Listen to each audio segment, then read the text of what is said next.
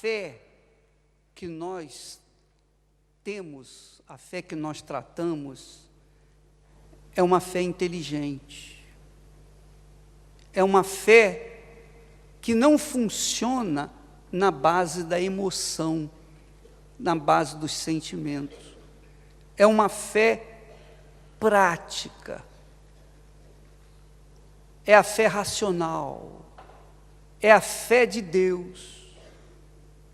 Por quê? Porque é uma fé que nos conduz à obediência. Que conduz à obediência. A fé religiosa não tem nada a ver com essa fé que eu estou falando. A fé religiosa, a pessoa pratica uma determinada religião e parece que está bem com Deus, mas a vida não muda, porque essa fé religiosa é uma fé emotiva. Compreende o que eu estou falando? É a mesma coisa que o amor. Você não quer um amor emocional, um amor sentimental. Você não quer dividir a sua vida com uma pessoa que te ama de coração. Não. Porque o amor do coração, em dado momento ele sente-se apaixonado. E em dado momento ele se sente frio. Não é assim? É ou não é? Em dado momento a pessoa está amando, em dado momento a pessoa está odiando. Por quê? Porque é um amor sujeito a sentimentos. O amor refém de sentimentos não dura muito, por isso que muita gente casa e descasa. Assim também é a fé. A fé envolvida ou sujeita, refém do sentimento, é uma fé volúvel, que vai e que vem, que vai e que vem, e que não traz nenhum benefício. É fé? É, mas é uma fé sentimento. Essa fé não funciona. Deus não trabalha com esse tipo de fé. Deus odeia esse tipo de fé. Porque esse tipo de fé é uma fé que não obedece. É uma fé que não paga o preço para seguir Jesus. Ou não é? Você entende o que eu estou falando? Sim ou não? Então, é uma fé descompromissada. Assim como o amor sentimental é um amor descompromissado. A pessoa gosta hoje, depois, no dia seguinte, já não gosta mais. Não é assim? Quer dizer, não há compromisso, não há um envolvimento sério, não há uma honra à palavra empenhada. Não, tudo na base da emoção, do sentimento. A fé que agrada a Deus é a fé obediente. É a fé que assume compromisso. Apenas como um exemplo, você crê em Jesus, você tem uma fé enorme em Jesus, mas se você não é capaz de perdoar a pessoa que te ofendeu, então a sua fé não vale nada. Nada. Você vai para o inferno com toda a sua fé. Escute o que eu estou falando. Você vai para o inferno, você vai descer a cova e vai para o inferno, a sua alma, com toda a sua fé. Por quê?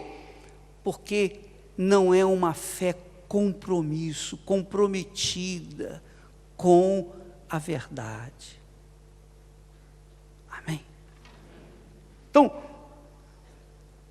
não importa qual seja o tamanho do seu pecado, não importa o grau de pecado que você tem cometido. Não importa o quão você está comprometido ou tem estado comprometido com o mal até aqui. Mas se você é sincero, se você, a exemplo da mulher adúltera, que fora pega em flagrante adultério, e ela nem reclamou quando trouxeram-na perante Jesus. Ela nem se defendeu, ela reconheceu que estava suja. Ela não chegou e disse, não sou eu apenas que sou pecadora, o homem que dormiu comigo também é pecador. Ela não fez isso, ela ficou calada. Ela ficou calada. Mas Jesus a perdoou porque ela estava humilhada ali diante dele. Amém, pessoal? E Jesus perdoa você. Jesus perdoa você.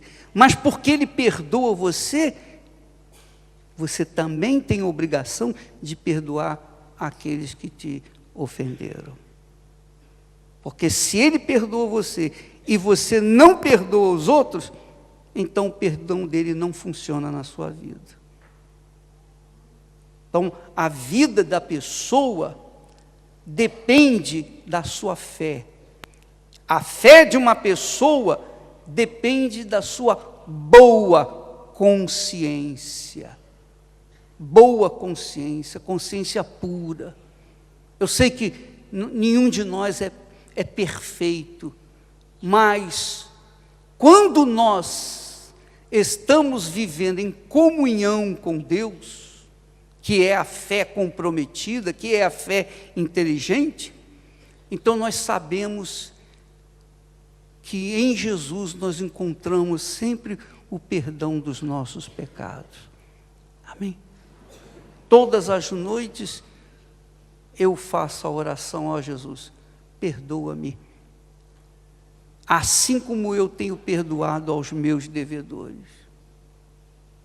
E se por acaso eu lembro de ter ofendido alguém, ou ter sido ofendido por alguém,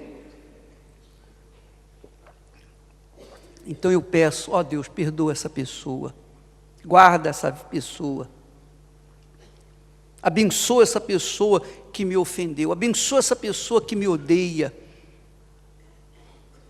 Então, eu oro por aquela pessoa que um dia me fez mal. Por quê? Porque eu quero preservar a minha salvação. Amém? Eu quero manter permanentemente a minha conta zerada com Deus. Entendeu o que eu estou falando? Sim ou não? Por isso que Jesus nos ensina a fazer a oração do Pai Nosso, para a gente manter uma consciência limpa, lavada. Porque a gente não sabe o dia de amanhã, não é verdade? É ou não é? Nós não sabemos de nada. Então, a gente mantendo a nossa consciência lavada, purificada, através da confissão dos nossos pecados, e abandonando-os também, porque se nós recebemos um perdão tão grande, por que não vamos perdoar aqueles que nos também ofenderam? Não quero dizer que, com isso que você vai ser um legume, vai ser um saco de pancada. Não, você não vai ser um saco de pancada. Mas se por acaso o seu coração estiver contaminado com algum sentimento mau, e você preservar isso, você está perdido. Você está condenado ao inferno. Mesmo sendo da igreja, mesmo sendo dizimista, mesmo sendo uma pessoa caridosa, mesmo sendo uma pessoa ofertante, mesmo sendo frequentadora da igreja, enfim, assídua. você está condenada ao inferno. Eu me lembro de uma senhora que eu conversei com ela, atendendo, ela disse: bispo, eu trago dentro de mim uma dor. Qual é, senhora? Eu tenho uma mágoa. Eu falei: senhora, mas a senhora sabe que isso é pecado. Eu sei, mas a senhora deve perdoar a pessoa que lhe magoou. Senhora, a senhora tem que falar com ela. Não dá, bispo. Ela já morreu há não sei quantos anos atrás. Quer dizer, ela mantinha um ódio, uma mágoa contra alguém que havia morrido. A pessoa estava lá no inferno e ela estava com mágoa dela. Então, isso não é inteligente. Como que você, como que eu, como que nós cultivamos uma fé que pedimos e recebemos perdão de Deus, mas não podemos e não queremos perdoar aqueles que nos ofenderam? Então, não funciona isso. Se nós recebemos um perdão tão grande, então nós temos que também perdoar aqueles que nos ofenderam. Isso é apenas um detalhe, um exemplo, mas existem outras coisas. Então, é importante que você faça uma avaliação da sua vida, o seu interior. Você tem que saber que você não é essa casca que está aí, apenas isso que nós vemos. Nós não somos isso apenas que estamos vendo aqui. Você olha no espelho, você vê essa casca que vai envelhecendo dia após dia após dia, e que um dia vai descer à sepultura.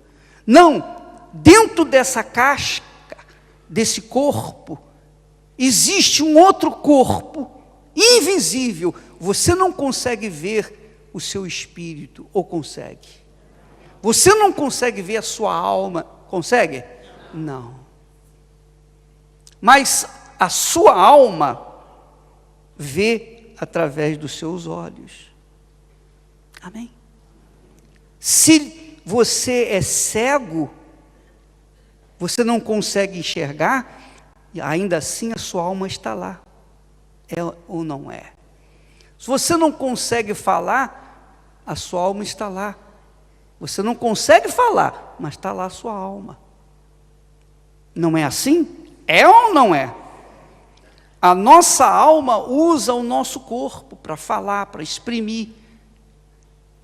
E Jesus veio para salvar esse corpo, essa alma, esse corpo espiritual, que está corrompido pelo pecado. Está corrompido pelo pecado. Jesus veio para salvar essa alma. Em outras palavras, Jesus veio para salvar a sua alma, para fazer de você uma nova criatura. Se você confessa o seu pecado e deixa, o que acontece? Dentro de você há um renovo. Dentro de você há uma nova vida. A casca é a mesma, mas dentro de você há uma vida nova. Amém? Porque ela foi lavada, ela foi purificada pelo sangue lá da cruz. E uma vez você limpo interiormente, então o seu exterior será florescido. Amém? Entende o que eu estou falando, sim ou não? Hã? Sim. Uma pessoa, quando está livre do seu pecado, uma pessoa que tem o Espírito de Deus, ela tem um semblante ameno, ela tem um semblante de paz. Nos seus olhos, a gente pode ver que ali há a presença de Deus. Mas quando a pessoa não é livre, os seus olhos transmitem um mal-estar, transmitem que aquela pessoa está mal. Ela está mal. Por quê? Porque o seu interior está mal. A Bíblia fala que os nossos olhos são a lâmpada da nossa alma. E não adianta a senhora colocar todo tipo de cosmético, o melhor cosmético que tem, que não vai fazer os seus olhos brilharem, não é? Você não pode mudar. Você pode colocar uma lente de contato e ter um outro colorido, mas você vai ter que tirá-lo.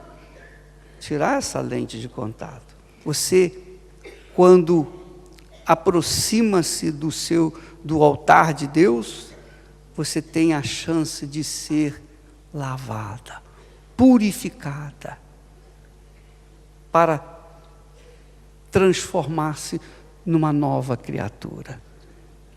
É como Jesus disse: farei novas todas as coisas. Amém? Então, veja o que você tem, o que você traz aí agora. É a sua alma, meu caro. É a sua alma. Você pode ter o dinheiro que tiver. Você pode ter o ouro que tiver. Você pode ter a instrução que tiver. Mas se você não foi lavado pelo sangue de Jesus, você é pobre e miserável. Pobre e miserável. Entende o que eu estou falando? Porque tudo vai ficar por aí. Sim ou não? Ou alguém vai levar alguma coisa. Caixão tem gaveta? Não tem gaveta. Não tem gaveta. Mas se você confessa os seus pecados e os deixa, então você, como diz o texto, prosperará. Não a prosperidade simplesmente econômica, porque isso aí é o mínimo, mas a prosperidade da salvação eterna, da sua alma. Amém?